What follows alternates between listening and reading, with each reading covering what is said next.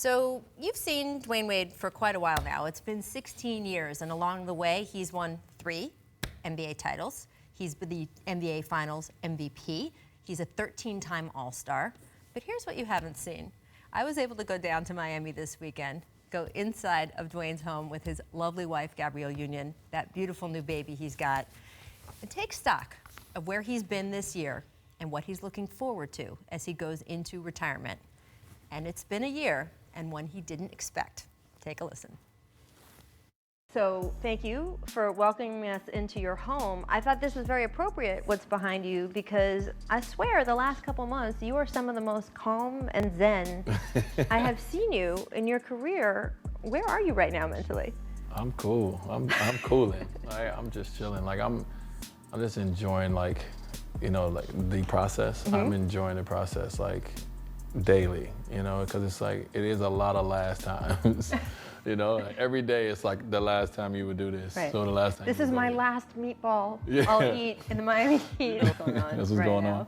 I mean, I am going to start by ratting you out and telling all of America that none of this was actually supposed to happen. Because you told me, I think 3 times last summer, I'm done. I'm done. I'm not coming back this is for facts. this last year. I'm done. You told your family you were done? Yeah. I remember talking to UD and I was just like, man, I don't know if I want to do this no more. He's like, what? I was like, I don't even like coming. I don't like coming to shoot around no more. Right. I don't like getting up in the morning coming to shoot around. It was just stuff I just started to not like. You talked to Carmelo Anthony, Yeah. and that ended up being a very consequential conversation in your whole decision to have Yeah. this final year. What did he say that affected you so much? He was like, all right, let's just get down to it. Bro, what you talking about? You gonna retire? Right. He was really I seen it in I heard it in his voice, and I seen it in his eyes.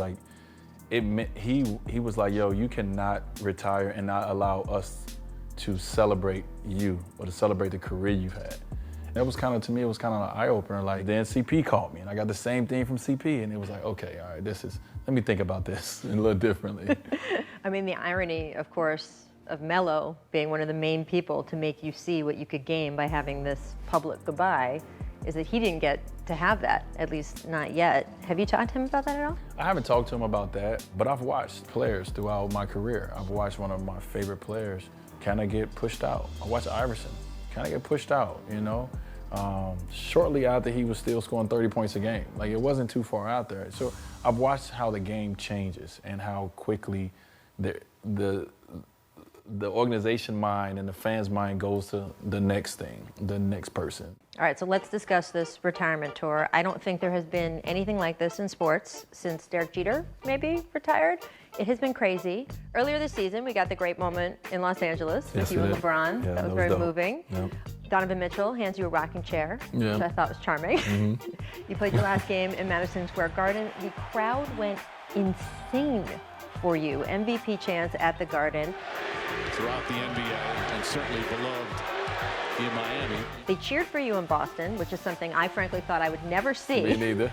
Danny Ainge even presented you with a piece of the parquet floor, and of course you got a little dig at him also on the end. This is dope.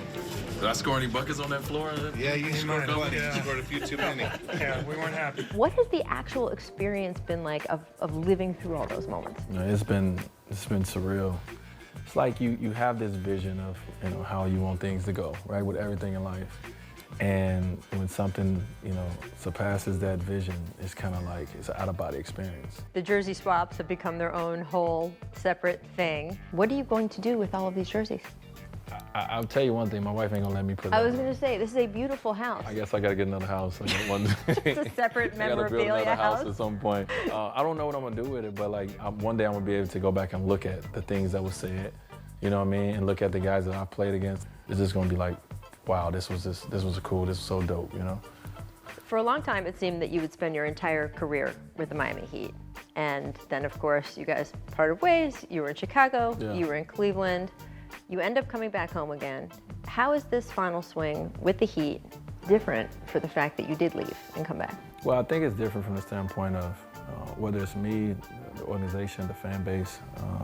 I think we all understand when we didn't have each other, how much we needed each other and how much we appreciated what everybody brought to the table.